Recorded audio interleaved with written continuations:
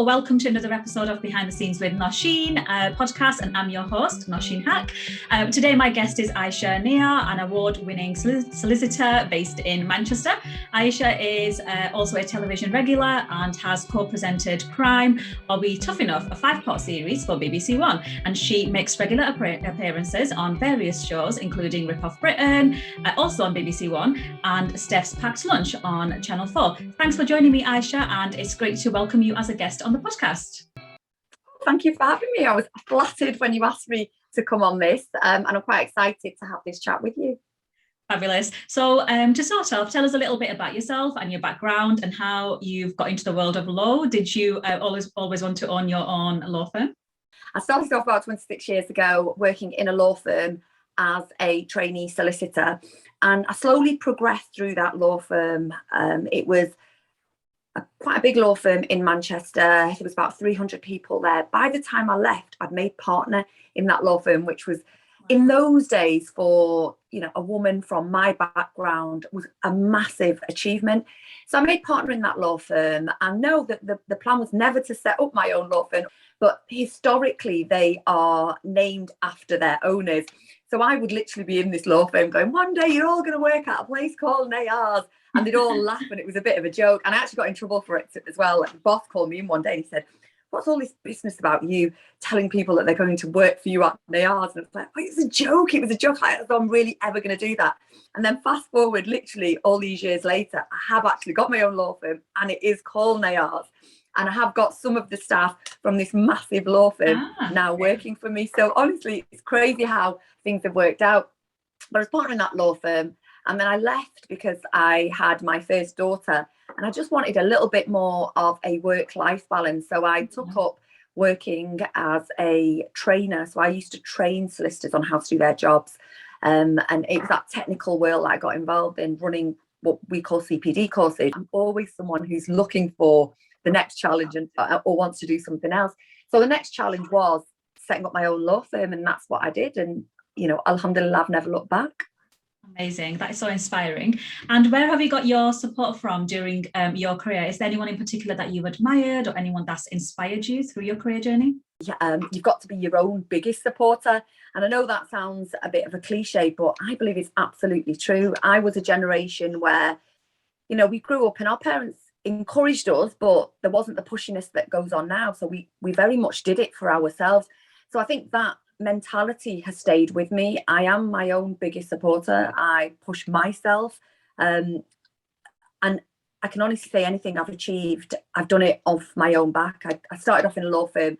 I'd never even spoken to a single lawyer before, never mind worked with them. So in terms of support, I think you can't make any excuses generally in life that you weren't supported by that person, or you weren't pushed by that person. You've got to do it for yourself. But having said that, in terms of support, I've got a supportive family. My husband is fantastic. He's amazing. He will always say to me, if you want to do it, go for it. So I think at the back of my mind, I've always got that encouragement. I've got someone's got my back. Someone's there for me if I do fall. So I think, you've got to, I would say 85%, you've got to do it for yourself. And I think, but it is good to have that support network around you as well. And you asked me, is there anyone I've admired during my journey? I would like to think that the people I admired, they're people I've come across, normal, real people along the way that have inspired me. So it might be, the single parent that's working 2 jobs to, put food on their table for their children.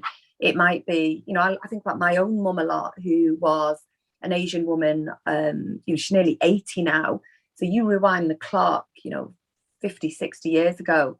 She was a working woman of that generation in this country, and look back at, she brought us all up in such a beautiful, fabulous, supportive way. And she worked with my dad. My dad got ill when we were growing up, and, he wasn't able to work anymore. So my mum stepped in and worked with him. And I look back now at that time and I think, wow, that was amazing. She was able to run her home very well. She was able to go out and work. And she was able to fulfill all of these duties that you have as an Asian woman of a certain generation. And so when I look at role models, I very much look at, and I know it's cliche, people talk about their parents, as their role models. But I think my role models are very real. They're people around me that I look at. Yeah, that's lovely to hear. And I'm really interested in your experience of appearing on television too. So as a woman of colour, how did you get into this? And what advice do you have for others who are looking to pursue similar, I guess, journeys into that world? Okay, so in terms of being a woman of colour, I'll be honest with you, I've never looked at that as an issue within my career, whether that was in the law firm or whether that's now in the world of media. I look past that. Yeah, I'm Pakistani, I'm Muslim, I'm very, very, very proud of my heritage. So in terms of being on TV as a woman of colour, I go on as a legal expert on various different TV programmes, and I've been a presenter on a TV programme on screen. I mean, I remember there was one TV programme that I was doing, and we were about to start filming 6 weeks in Ramadan. And I was like, oh my goodness, Ramadan's coming up. So I think I rang the producer and I said, look, Ramadan is approaching, and is there any way we can put off starting filming for, say, 5 or 6 weeks, because it'll be Ramadan and then it'll be Eid. And he was like, oh yeah, of course. And then they put this whole thing out about Ayesha Nayyar does not want to film during the holy month of Ramadan. And I was like, really, oh my God, I just didn't want to film when I was hungry. There's nothing to do with the religious aspect. I just didn't want to be hungry on set. Oh my goodness. And bless them, they did. They put off filming for the whole 6 weeks. And then we started, I think that year, we started mid-June. So I've had quite a positive experience of being a woman of colour, of religion, within the TV world. But, I appreciate that not everyone will have the same experience, and I've probably been very lucky. And how did you get into the world of TV? Like, what were your first steps of getting into that and giving that legal expertise, I guess, on television? Okay, so that was never part of the game plan either. I kind of fall into these things, don't I? What actually happened was I was working on a really high profile case in London. I've been there for 6 weeks. And then what happened on the back of this case, because it was a high profile case, I started doing lots of TV interviews in relation to that case. And then on the back of that, I became an expert talking about acid legislation and changes in the laws and how acid victims should be treated. So that propelled me as an expert in acid attacks, legislation, laws as a lawyer. And then on the back of that, I got approached to do other TV programs. So from this one high profile case, I became an expert. I did the 5-part series on crime.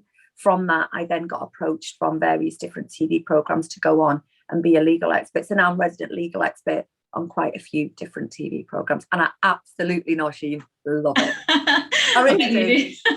I think it's great to have, I know you said that it doesn't affect you, like your ethnic background and your culture and everything, but I think it's fantastic to have representation and for people to be able to identify someone who looks like them on television. So I think I agree with you. And I forget some of the time. I mean, obviously, I'm very, very conscious that I am, of a certain background. But some of the time, I'm just Ayesha. It's not the forefront. Me. Yeah, it's just you. Yeah, it's Ayesha. Yeah. And it was Ramadan, and I was appearing on a TV program.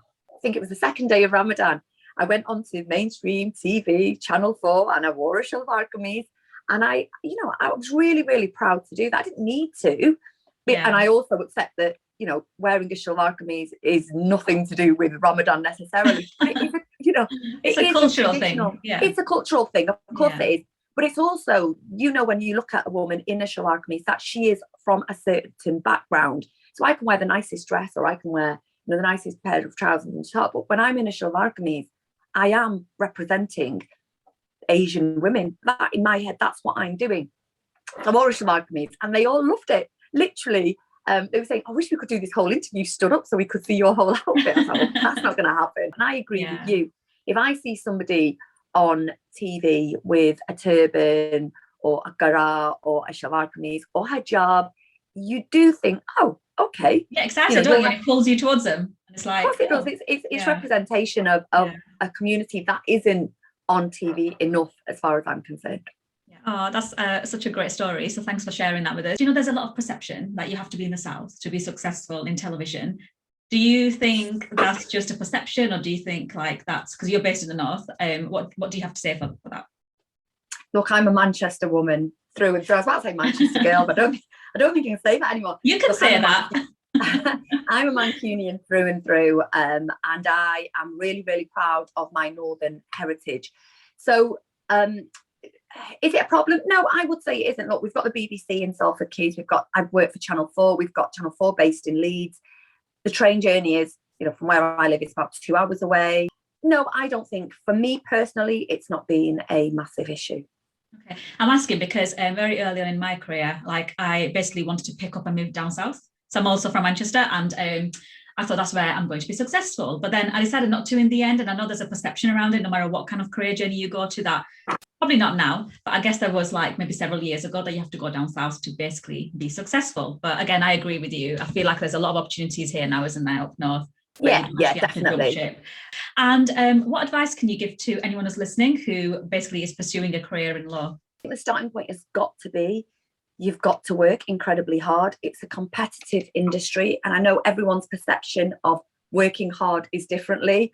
Yeah. Look, I run my own law firm. I've had hundreds of staff over the years. Even when I was a partner in the law firm that I used to work for, I got the measure of people. For some people, working hard is just turning up to work every day, 9 to 5. But for me, working hard is going over and beyond.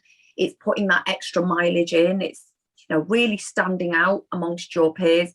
My dad gave me some advice when I was first starting out, and it always sticks with me. He said to me, be the hardest working person in your office and you will do well. And to this day, I'm the hardest working person in my office, even though I'm the boss. So I think hard work, there's absolutely no substitute for it.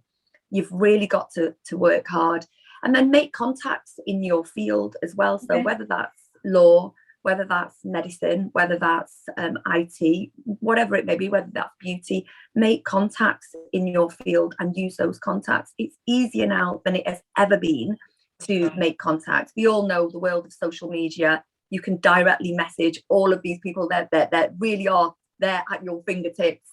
LinkedIn is a great tool as well. Definitely. So choose your role models, choose people that you're inspired by, contact them. I get lots of people via my social media channels. I'm an example of that. Yeah, you're an example of that. Yeah, and I will respond. And now more than ever, it's quite easy to access good role models via, for example, social media. And then just don't give up. If that's what you really want to do, keep at it. Volunteer as well. I think that's always a really good piece of advice I give to people just starting out. Volunteer at a law firm if that's what you want to do.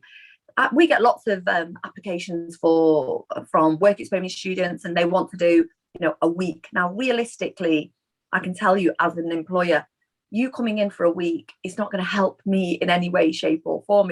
So offer some genuine, good, useful work experience for the person that you're going to work for.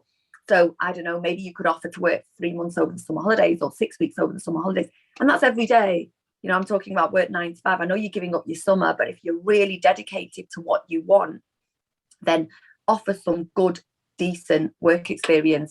That's what's going to stand you out. Hard. Yeah, to get to You've got to work hard. Yeah, absolutely. That's what's going to stand you in good stead and set you aside from all the other applicants in any job. When I see that on a CV, I think, wow, this is someone who works hard, and that's what every employer is looking for. So there's lots of different ways to get in there with a law firm. So if that's what you want to do, just keep at it. Amazing. Thank you so much for that. Really useful advice. And how do you create your work-life balance, being such a busy lady? First of all, the struggle is absolutely real. I make no secret of the fact that it is constantly a battle to juggle your work, your home, your life. I'm a mum of 3 children. I've got 3 girls. I'm a wife, I'm a mum, I'm a business owner, I'm the personality that appears on TV, I'm a friend. And there's so many different strands to me. So yeah, getting that work-life balance is difficult. It's not easy, but you can do it as well if you really want to. There's days where there's weeks, I'll be honest, I don't sit on the sofa, I don't stop. I get into bed really late and I wake up first thing in the morning and I'm back on the go. One thing I always try to do, Nosheen, is be present in whatever I'm doing. So when I'm at work, I am totally focused. But then when I'm at home, I'm a mum to my children. I try not to be distracted in any way, shape or form, because I think you've got to be present to keep your sanity as well in anything that you do. That's how I achieve my work-life balance. Amazing. And I guess for your like well-being, I know that by following you on Instagram, I know you're into the gym, like that's your thing. Is there anything else that you do apart from that? Like, do you break off to go for a walk sometimes if you've had a really manic meeting or a last minute urgent case that you have to basically work on just to kind of break away? The gym is definitely my escape. It's my only me time, and I try to go to the gym. Follow me on social media, you'll see I go pretty much every day. If I miss it, it's fine. I mean, I see my friends a lot. I've got a great social network, and I try to just have a little bit of time for myself in all of that. And I think that's really, really important to do. So I think the best way I have of switching off is gym and maybe having, going out for something to eat with one of my friends. I think it's really important to have some me time as well. Oh, definitely agree with that. I try to do that once a month. So I'm like, yeah, I just need that time to myself, like a full weekend. So I'm a bit more selfish than you. I'm like taking the whole weekend away. Oh, right, okay. On a Wednesday night, I decide my Wednesday nights were going to be for me. That's my time. And the kids know it. My husband knows it. My family knows. Everyone knows that I'm going to do something on a Wednesday. So it's nice just to have that plan in your head that you've got a Wednesday night. And it doesn't make you, and it doesn't make you any less of a parent just because you're having one night off, and just have that little bit of time, middle of the week, just to refresh and recharge my batteries and be there, and really be a better person for it. I love that answer. And I guess tell me about some of your biggest surprises of working in both industries. The TV world, I'll be honest with you, I can't believe how nice everyone is. Really? Okay. Yeah, genuinely. I've worked with some of the big celebs that are out there now. Everybody sat in the green room that I've come across anyway, it's just a good laugh. We're all just normal. We all have a bit of a chin wag, what do you do? What do you do? So the biggest surprise for me was how normal people are in that TV world. That's definitely the biggest shock I got when I went into the TV world. I was expecting all this snootiness, but there was none. Everyone is genuinely really friendly, lovely. And I've made some really, really good friends within it. And then in terms of law, probably how hard you have to work to be successful. Yeah, I remember my first day at the law firm, probably about 22, when I came home, I was like, I'm so tired. And day 2, I'd be like, my head hurts. I'm so tired. I remember my mum saying, well, wait, you're working in an office. You're not down the coal mines. What's going on? But it was just, I think the biggest surprise for me was how physically and mentally and emotionally draining it is having to concentrate all day at work. So it's not, what all these TV programs that people watch and all these glamorous TV programs that they watch about lawyers. Well, I grew up on Ally McBeal and LA Law, and I know remember Ally McBeal. Oh, did you? Right, remember Ally McBeal? Everybody watches Suits now, don't they? So yeah, I mean, you think it's that, but it's not. It's actually it's hard work. Working. It's not as I certainly felt it. Yeah. So I hear that you don't suffer from an inner critic or you don't have an imposter syndrome either. Has this always been the case? And what advice would you give to listeners who are maybe experiencing this? I do suffer an inner critic, but I just try not to let it eat me up. So for example, if I do some TV work, I'll always walk off about, could I have done that? I do a lot of live TV. So I'll walk off thinking, did I say that right? How did I come across when I said that? But I'll watch it back and it'll always be fine, to be honest. Yeah. So inner critic is there, but I try not to beat myself up about it. I'm a believer that God's got a plan, and that's all good. In terms of imposter syndrome, people get really shocked when I say this, but no, I haven't got imposter syndrome. I'll be honest with you, I've never had it. I'm quite confident in my own ability. I believe that wherever I am, I've got there on my own merit. And I'm happy to be there as well. So rather than worry about what the hell am I doing here, I'm just enjoying the ride. So no, I genuinely don't have imposter syndrome. And I think some of that goes back to my faith and my religion as a Muslim. I do believe that God's got a plan for us. And if I am in this position, then Allah wanted me to be there. So who am I to question it? So in terms of, do I have imposter syndrome? I honestly don't. And if there's anybody listening to this and they've got imposter syndrome, just question why you've got it. You are there on merit. You're there for a reason. You deserve to be there. You may not be there again. So while you're there, just enjoy it. Make the most of it. Oh, I love that answer. Amazing. And now I'm going to ask you a few fire round questions so our listeners can get to know you a little better. What advice would you give to your younger self? You're going to be amazing. Enjoy the ride. it'll be worth it in the end. Oh, lovely. And what movie or song sums up your life? Erin Brockovich. I love that film because I can resonate so much with her. She's a woman who's feisty as a lawyer, which anyone who knows me, all of my clients will say I'm feisty, and you need that. She's a mum, and she juggles and struggles like I have done at times with her work and home life balance. But in the end, she's successful and her hard work paid off. So for the sheer reason I can resonate on so many levels with her, and I want to look like her, Julia Roberts in Erin Brockovich. And what wouldn't people know by just looking at you? Oh my goodness, right. So I went to a party the other day, and some of my followers on Instagram said, you're way shorter than you appear on social media. And is there a beauty or makeup product that you cannot live without?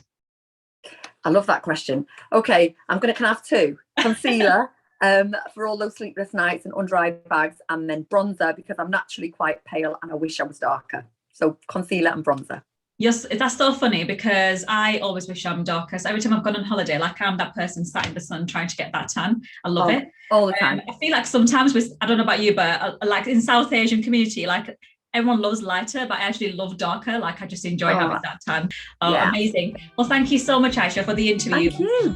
The behind the scenes with Nosheen listeners will enjoy this. And how can people connect with you to learn more about your law firm or your television work, or just simply for some advice? Okay, so you can find me I'm on all the social media channels. You can find me on Instagram, I'm official Ayesha Nayyar. I'm Facebook, Ayesha Nayyar. I'm on Twitter as well at Ayesha Nayyar. And then you can find me on LinkedIn as Ayesha Nayyar as well. So I'm on all the social media channels, but it'd be great to hear from some of the people that have listened to this podcast and let me know what you think. Amazing. So you'll find this podcast on Spotify, Apple, Podbean and YouTube. And you can also follow me on Instagram at BTS Nosheen. Please do leave a review and a rating. Thank you.